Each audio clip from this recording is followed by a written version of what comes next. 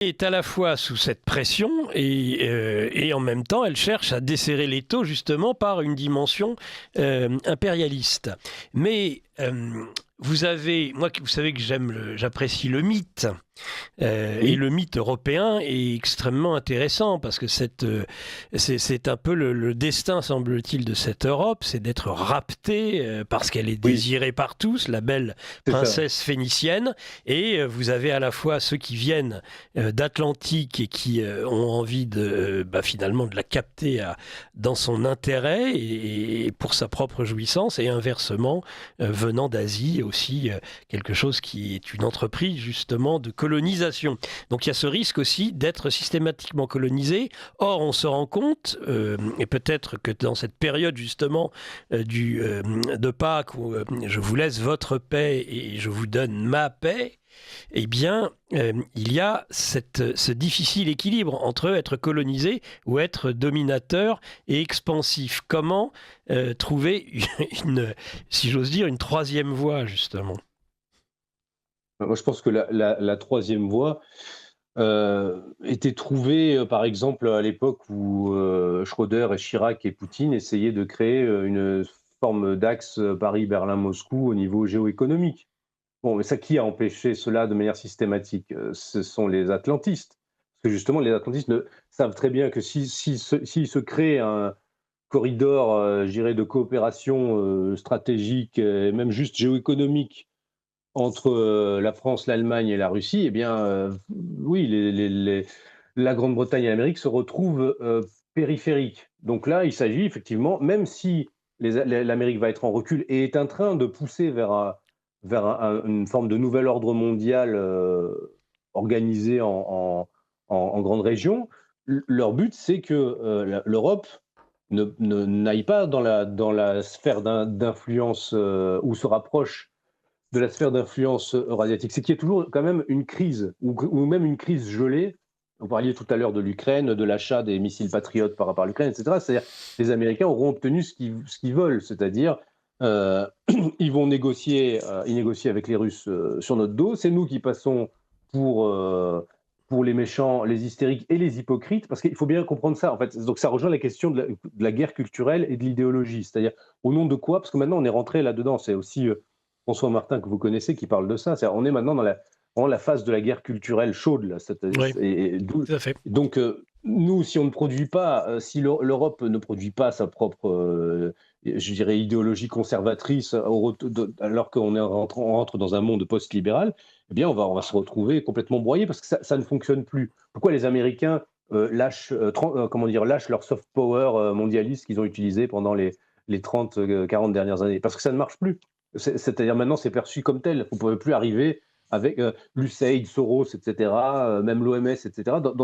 Dans plein de pays, ça ne marche plus. Donc il faut autre chose. Il faut un soft power maintenant conservateur. Donc c'est ce qu'ils essayent de déployer.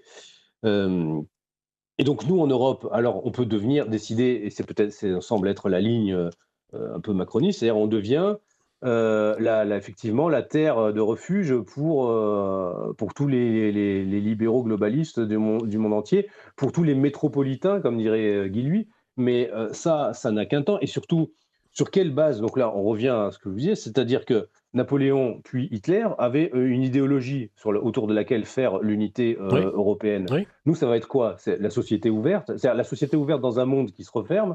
Donc c'est juste l'Europe qui reste une société ouverte. Bon, c'est ça, déjà, c'est le fondement. Le wokisme, alors que tout le monde sort du wokisme, c'est des principes. En fait, le problème de cette idéologie de société ouverte que j'avais étudiée dans mon premier livre, c'est que c'est une idéologie qui n'est pas positive, qui est négative, et c'est le problème je dirais, du globalisme en général. C'est-à-dire, c'est une idéologie qui est contre quelque chose, qui est Oui, contre donc les sociétés fermées, contre ce qui serait, les droits de douane, voilà, parce qu'on est voilà. Mais sauf que libre-échangiste. ça n'est pas il n'y a pas de contenu positif. C'est-à-dire, il n'y a pas de, donc, du moment que vous n'avez pas un contenu positif, vous êtes condamné à être contre. Et quand vous êtes de plus en Oui, c'est la plus, en fait, c'est ça conséquence le d'une problème. destruction finalement. Le globalisme, on l'a vu, on le voit même sur les cérémonies des JO. C'est la conséquence de la destruction, c'est le néant, c'est le vide. Il Le n'y a néant, rien voilà, le d'autre. nihilisme. Le Mais sauf nihilisme. qu'effectivement, on peut penser que derrière, et comme on l'a bien vu pendant les JO, il y a en fait la religiosité de ces élites bon, qui est de type voilà, ésotériste de carton-pâte, quoi, occultiste de carton-pâte, en plus, parce que on la voit actuellement, même aux États-Unis. Ça, vous avez vu la mise en scène qu'a fait Bezos, là, avec son espèce de compagnon, là encore, toujours ces mêmes mœurs étranges, et qui est censé être allé dans l'espace, être revenu. Quand vous regardez les images, ça ne tient pas la route, mais en fait, il y a tout un symbolisme derrière ça, en fait, de renaissance cosmique, etc. Et en fait, nos élites Alors il sont y a dans tout le un côté délit. voilà intelligence artificielle. Bah d'ailleurs je parlais des JO, mais à la fin des JO, après vous avez les JO paralympiques. Donc on est sur un Ouais, c'est monde ça, prothésique, IA, exactement. Ouais. hybridation robot Oui. homme.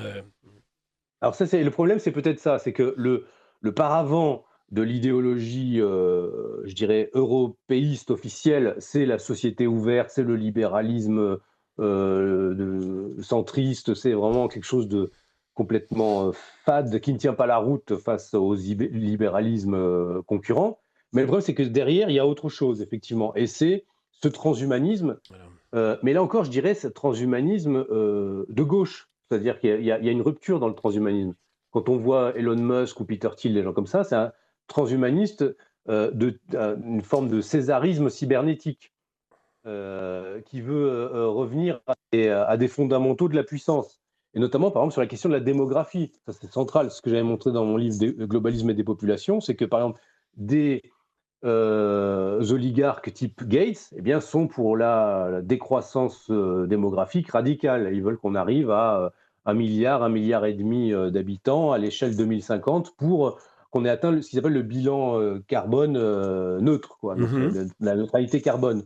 Bon, le carbone, c'est la vie, donc on se demande ce qu'ils entendent par là. Mais donc, à mon avis, ça veut dire que pour eux, ils auront pris le contrôle complet sur la biosphère à l'échelle 2050 et ils auront réalisé le projet Davos, la fusion du vivant et de la cybernétique. Mais pour ça, mais sont des idéologies. C'est-à-dire que je ne pense pas que ce soit réalisable. Mais le problème, c'est qu'ils vont vers ça. Mais là, maintenant, vous avez une rupture au sein du transhumanisme et vous avez des gens, comme Musk, lui, va avoir une position là plus capitaliste classique. Il va dire non, non, on a besoin de consommateurs et de producteurs. Et on doit en plus aller sur Mars. Là encore, objectif irréalisable, mais c'est, on va dire, un horizon d'attente.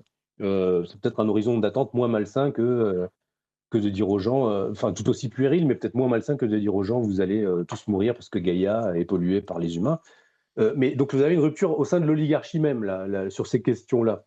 Et le problème, c'est que l'Europe semble, elle, continuer sur, on va dire, sur l'idéologie des années, comment dire, de la fin de l'histoire, etc., de la l'idéologie globaliste pure qui avait cours à partir des années 90, hein, au moment de l'unipolarité triomphante, et où quand c'était les États-Unis qui portaient ça. Donc maintenant, l'Europe veut se faire un peu le porteur de cette idéologie au moment où elle est démonétisée, rejetée par tout le monde, et puis surtout rejetée par la partie encore vivante de la population européenne elle-même. Et on le voit, bon, on le voit dans tous les pays qui se soulèvent contre l'eurodictature, en Roumanie, ailleurs. Alors à chaque fois, on va parler d'influence russe, de gens, c'est-à-dire que ça fait quand même des millions de gens à travers l'Europe qui sont déjà sous emprise russe. Non, ce sont des gens qui ne veulent pas, enfin qui ont compris où est leur intérêt, quoi. Donc c'est Hmm. tout.